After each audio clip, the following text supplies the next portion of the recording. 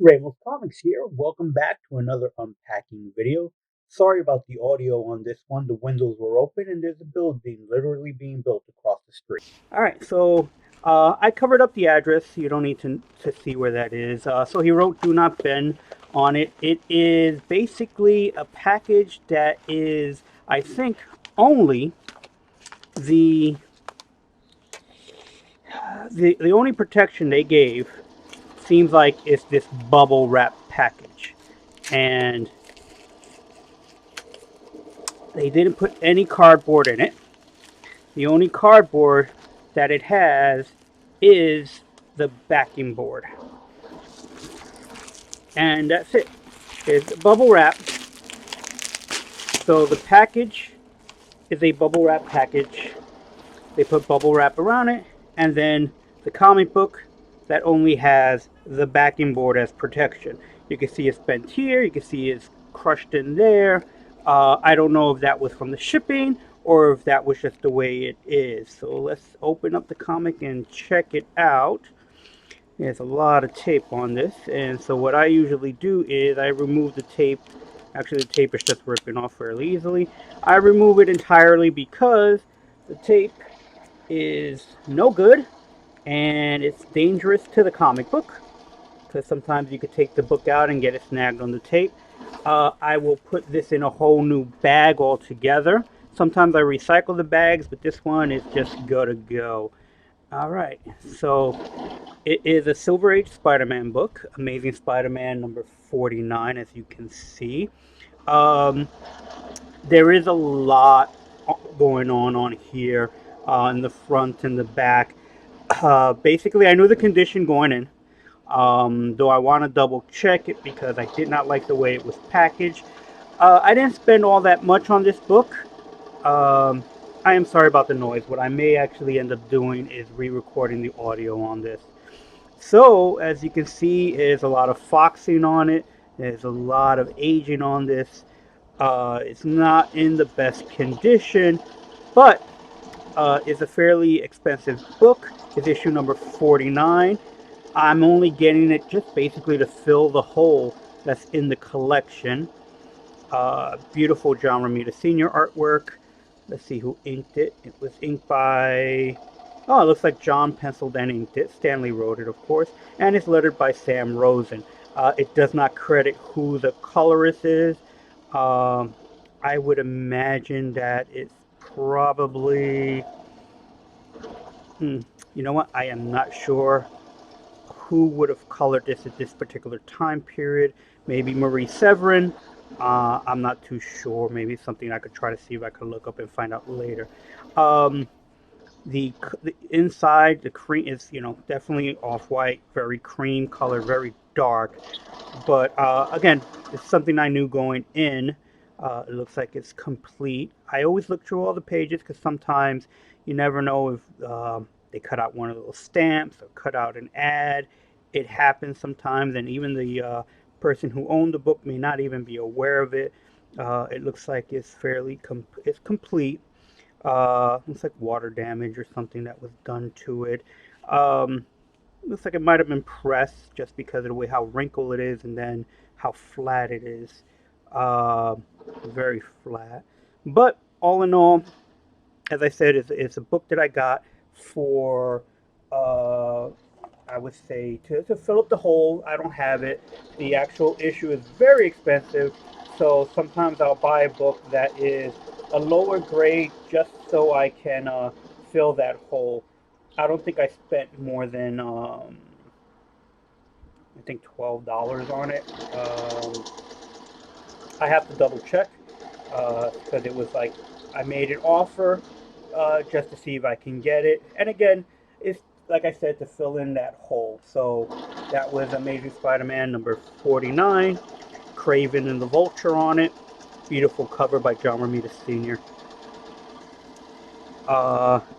I'm going to put it back in here for now, but it definitely is not going to stay in there. It'll have a new bag and board, and even though I usually recycle bags and boards to something else, I may just toss these away because they're in very bad condition.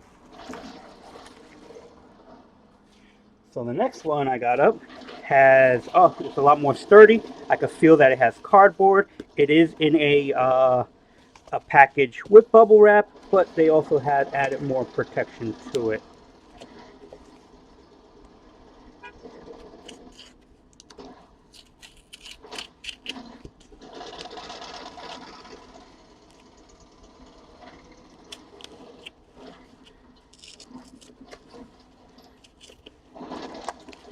All right.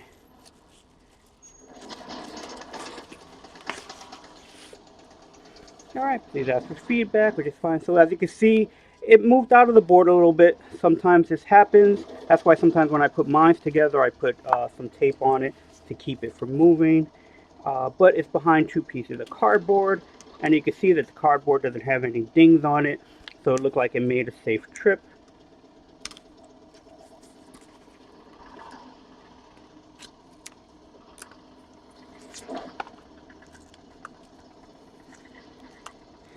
And here is Amazing Spider-Man number 111, Craven again, this time with the Gibbon.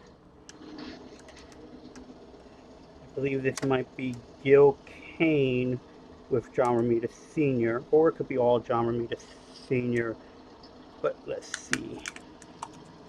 So as you can see, there is some damage here.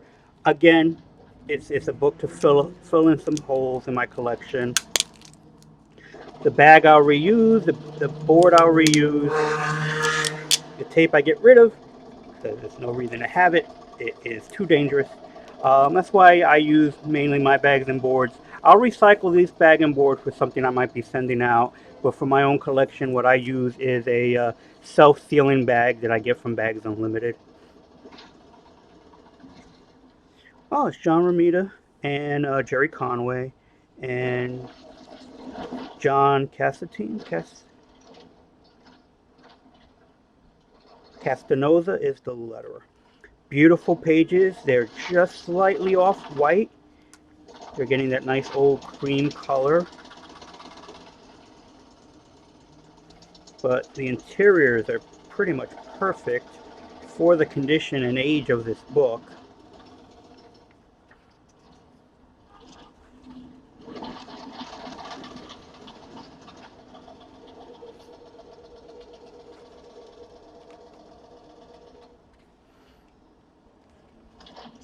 Nice and flat.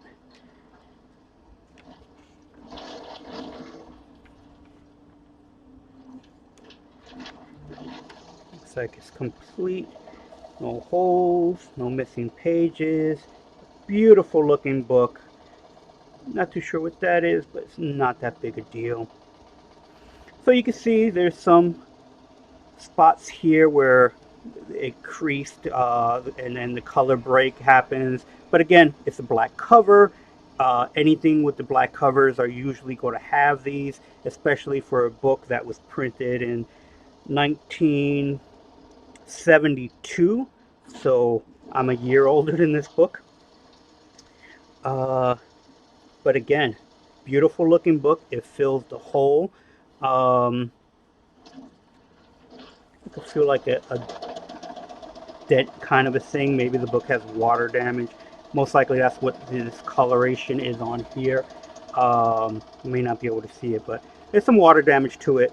But again, this is perfectly fine for me, for my collection, because as I said, this is to fill in the hole. I don't have this issue, and I don't think I plan to resell them. Most likely, I'll resell all my other books that I have, except for my Amazing Spider-Man, especially the Silver Age time period. I mean, this is Bronze Age, but still, I'm trying to complete basically a Spider-Man run from Volume 1.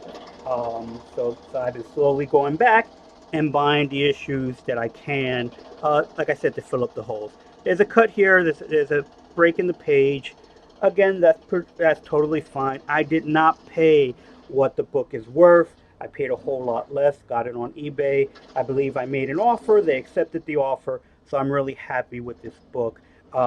Even with it being bent here, it got dog-eared and what have you. But again, it's flattened out pretty much.